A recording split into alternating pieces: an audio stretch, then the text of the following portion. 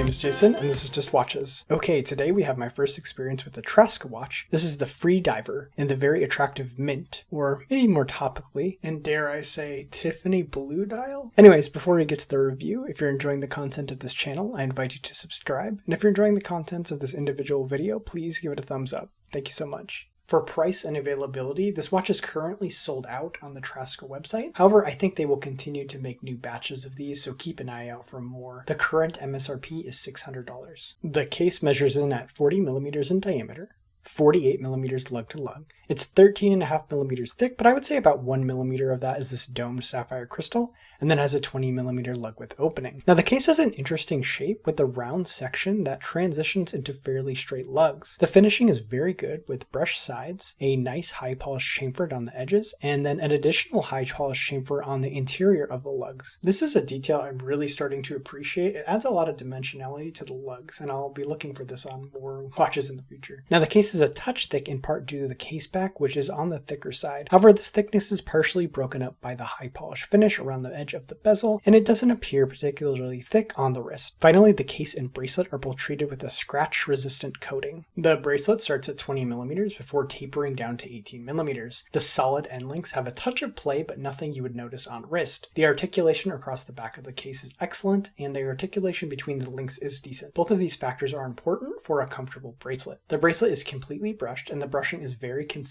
with the brushing on the case. The clasp is one commonly used by microbands with a double push to point and safety catch. Here we have both the Traska name and logo etched into the clasp. The scissor is fully milled, and it is also nicely prolonged. The clasp has 6 micro positions, so you should be able to get a very good fit. Finally, sizing is accomplished with screw links, which is a snap with a 1 or 1.5 millimeter screwdriver. The screw-down caseback helps provide 100 meters of water resistance. Now this is the version 1 of the Freediver. On subsequent versions, the water resistance is 200 meters. There is information around the edge with the high polished relief of a diver with a fishing spear against a satin background. Definitely a fun little detail of this watch. This watch is powered by the Miyota 9039, which I much prefer to the NH35 you usually find at microbrands. This is a 28,800 vibration per hour, hacking, hand-winding movement with a 42-hour power reserve and a stated accuracy of -10 to +30 seconds a day. This watch also comes in a date variant, and that will use the Miyota 9015, but it is nice attention to detail that for this dateless version, they use the 9039 so that there is no ghost date position.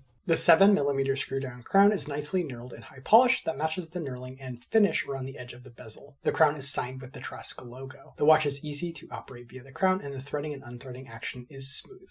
The domed sapphire crystal sits ever so slightly proud of the bezel, and the dome rises about 1 millimeters above that. The crystal is also treated with an anti-reflective coating. 2 things I definitely expect at this price point and happy to see used here. The 120 click unidirectional bezel is nicely knurled around the edge. The bezel action is very ratchety and a bit stiff. In fact, it's a little bit difficult to do on camera. The insert on this one is stainless steel, but the watch also comes in a ceramic bezel insert if you desire. A Lume pip is used at 12, and the alignment is good, but it might be slightly off to the left. And then there are dashes for each of the hour positions with 15, 30, and 45 in Arabic numerals. The dial is a beautiful mint green. The chapter ring matches the color of the dial almost perfectly, which is very difficult to achieve. On the chapter ring, there are dashes for each of the minutes with a slightly bigger dash for each of the hours. The indices are applied and very angular, with a double triangle at 12 and single triangles at 3, 6, and 9. There aren't noticeable facets on the applied indices, but they are nicely filled with lume. The Traska logo on Traska Automatic are written at 12, and then Freediver and the water resistance at 6. The lack of a date helps keep the dial very symmetrical.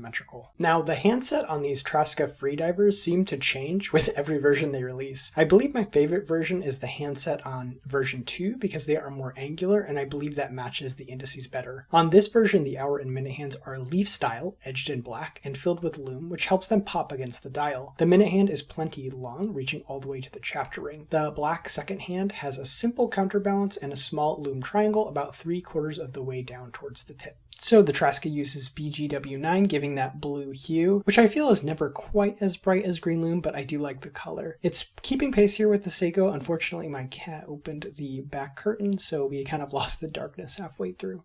And here it is on the Timegrapher with the dial up, running about 12 seconds fast a day, so well within spec. Great amplitude at 303, and then slightly higher beat error than I'm used to seeing, but I don't think that's a problem.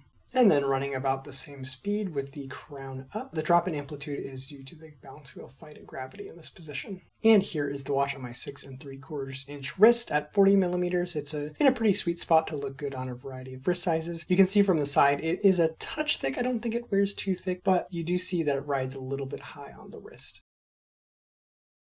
So pros and cons, starting with the pros. Well, this is a solid watch with a good set of specs. The dial color is very beautiful, and the color match on the chapter ring to the dial is excellent. And then the finishing on the case and bracelet are very good, and you are getting a scratch-resistant coating, which, as far as I can tell, is helping reduce scratches on this case and bracelet. As for cons, I'm not the biggest fan of the handset on this version. I feel like the leaf style hands sort of clash with the more angular hour indices. However, this won't apply to newer versions. Secondly, the bezel action is quite stiff, and I would prefer it if it was a little bit easier to turn. So overall, this is a solid watch with a solid set of specs. I also like that they're doing a scratch-resistant coating. I think you'll see this a little bit more often at this price point. For just a bit more, I think I'd also like to see maybe a quick adjust on the bracelet, which I think you will find more often going forward here as well. However, at this price, I think this is pretty solid. There's a ton of competition in this price range, but if the design language speaks to you, I think you're going to be happy with this watch. I also think they really nailed this pastel dial, and while a lot of micro brands are doing pastel colors these days, I think Traska was one of the first, if I remember correctly. So there you have it, the Traska Freediver. What do you think about this watch? Let me know in the comment section below. As always, if you're enjoying the content of this channel, I invite you to subscribe. And if you're enjoying the contents of this individual video, please give it a thumbs up. That's all for this time. My name is Jason, and you've been watching Just Watches.